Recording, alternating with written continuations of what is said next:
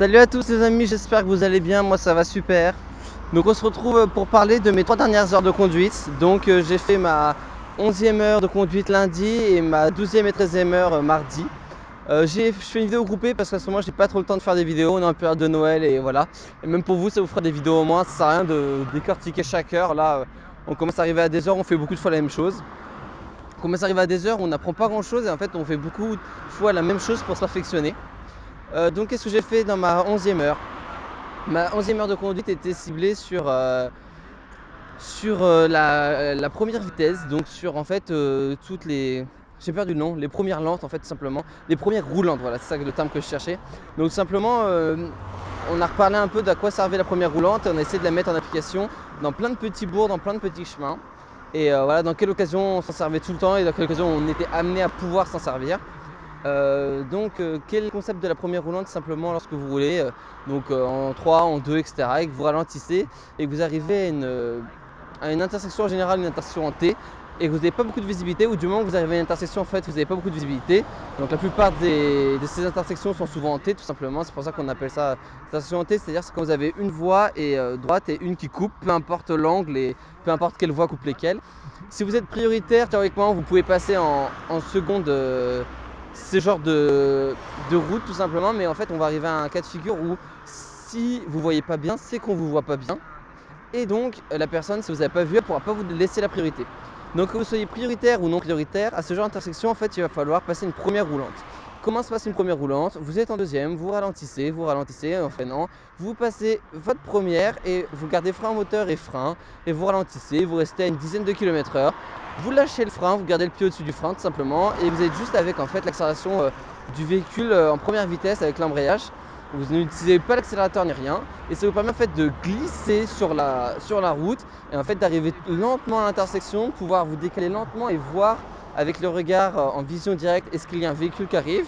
Si vous êtes prioritaire et qu'un véhicule, vous assurez qu'il vous a vu, donc qu'il ralentit, dans ce cas-là vous pouvez y aller, ou alors vous vous assurez au moins qu'il est assez loin. Si vous n'êtes pas prioritaire, ou si vous êtes prioritaire et que vous avez l'impression que le véhicule arrive vite, dans ce cas-là il va falloir tout simplement prendre son mal en patience et s'arrêter et attendre. Quel est l'intérêt? C'est que si jamais, voilà, il faut savoir que la première vitesse c'est celle qui a le plus de puissance, donc si jamais vous arrivez à 10 km/h et que c'est bon, il n'y a personne, bah vous pouvez appuyer directement sur l'accélérateur, vous êtes tout de suite monté, pas votre deuxième dans le virage, et c'est bon, c'est réglé, ou alors votre deuxième dans la ligne droite bien sûr. Et voilà, c'est réglé, c'est pas grave, vous êtes reparti, vous avez perdu que quelques secondes. Mais gros avantage, c'est si jamais vous devez ralentir et vous arrêter, bah, vous allez vraiment lentement, vous avez juste à mettre les deux pieds en fait à fond sur l'embrayage et sur le frein, et là ça y est, votre véhicule est arrêté tout simplement. Et ça vous permet aussi, donc vu que vous êtes déjà en première, de pouvoir, dès qu'il est passé, le véhicule tout de suite accélérer et ne pas perdre de temps. Il va me laisser passer ou pas? Tout simplement, voilà, ne perdre pas du tout de temps, ne pas perdre une seule seconde, et pouvoir, dès que le véhicule est passé, pouvoir tout de suite accélérer en première sans avoir besoin de passer sa vitesse. Donc voilà, plutôt que d'arriver en deux, freiner au dernier moment ou être en roue libre, ce qu'il ne faut jamais être, et voilà, être un peu en panique et devoir vite passer la première, vite accélérer parce qu'il y a d'autres véhicules derrière, devant, etc. Non, là voilà, l'avantage c'est que vous êtes à peu près serein, vous avez de la puissance pour accélérer, vous avez surtout la possibilité de vous arrêter très facilement vu que vous n'allez pas très vite. Donc voilà, donc c'est la première roulante, c'est à ça qu'elle sert. Ensuite on a fait 2 heures mardi, donc 2 heures de suite, donc avec la même monitrice que la veille. On a parlé là cette fois-ci, donc on a remis un peu en œuvre la première roulante. On a fait les insertions sur nationale, donc route limite à 110, 100 pour les jeunes conducteurs. Et on a fait un peu de parking, donc après on a se garer tout simplement. Donc au départ on est entré dans le véhicule, comme d'habitude on se met en place, on s'installe, etc. Ensuite vient tout d'abord une discussion avec un schéma, etc. Montrer comment se passe une voie d'insertion, à quelle vitesse on roule, à quel moment on accélère, à quel moment on bloque le temps, à quel moment on décélère. Donc comment ça se passe? Vous arrivez à votre voie d'insertion d'une manière assez rapide tout de même, vous vérifiez, vous pouvez mettre directement votre clignotant gauche pour vous insérer car forcément vous êtes obligé de vous insérer, donc pas la peine d'attendre de pouvoir vous déporter pour mettre le clignotant.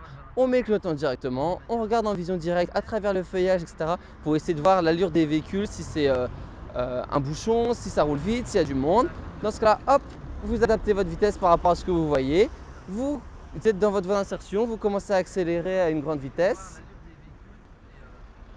Donc vous commencez à accélérer, monter première, deuxième, troisième, suivant où vous en êtes.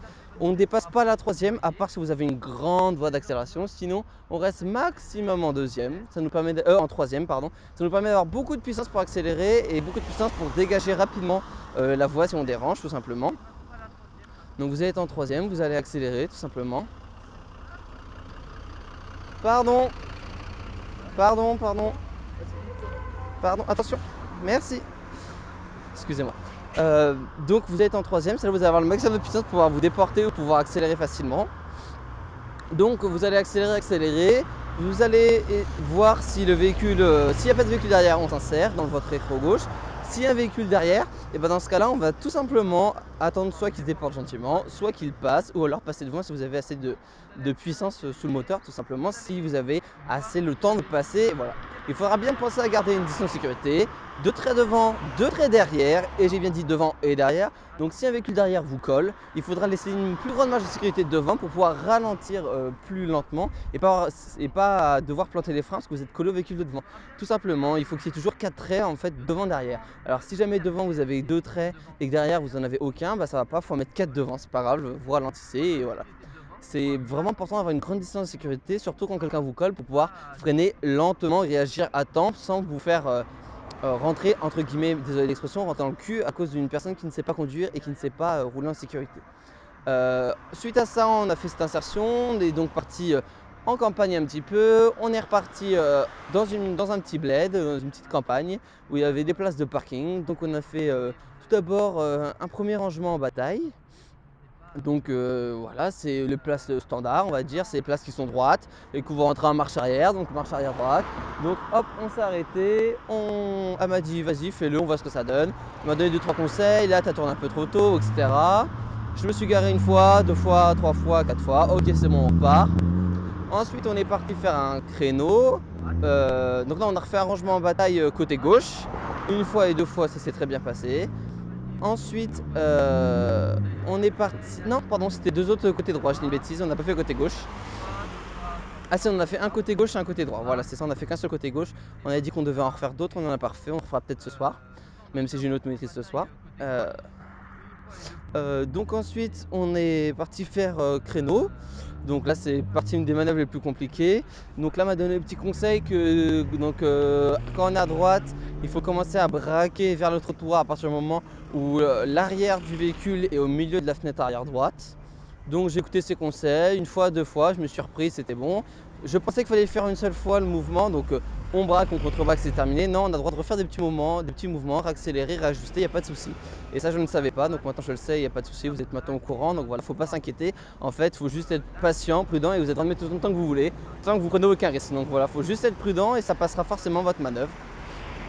Suite à ça, on a roulé un petit peu, on est rentré et elle m'a donné un dépliant où il y a d'un côté tous les aspects extérieurs et intérieurs du véhicule. Donc où se situe telle ampoule, où se situe le clignotant, quel rétroviseur, à quel angle de vue, etc. Enfin voilà, tout ce genre de questions, tout ce genre de choses qu'il faut savoir, puisque il faut savoir que le jour de votre passage de permis, vous avez une question intérieure du véhicule, une question extérieure. Donc question extérieure, ça va être une question technique, par exemple où est le liquide de frein, comment faire la vidange, enfin pas la vidange, comment faire le plein par exemple du liquide de lave-glace, comment savoir s'il nous reste assez d'huile moteur, etc. Et vous allez avoir une question intérieure qui est souvent sur un voyant ou sur une commande. Donc mettre le chauffage, par exemple régler le dégivrage de la vitre arrière, mettre le clignotant droit et montrer où est le voyant, voilà, et pouvoir avoir des questions sur quels sont les voyants verts, quels sont les voyants orange, que signifie un voyant rouge, etc. Donc vous avez tout ce genre de questions. Et voilà, donc là vous avez un espèce de grand poster, vous devez apprendre un peu toutes ces questions. Et c'est important parce qu'il y a quand même 2 points dessus, donc 2 points juste en apprenant par cœur une cinquantaine de choses, ça devrait aller.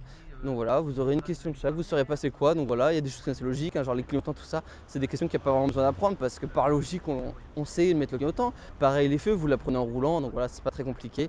Après, il y a des choses un peu plus spécifiques, mais ça s'apprend assez facilement. Honnêtement, je l'ai lu une fois recto verso et ça va, je me rappelle à peu près du plus important.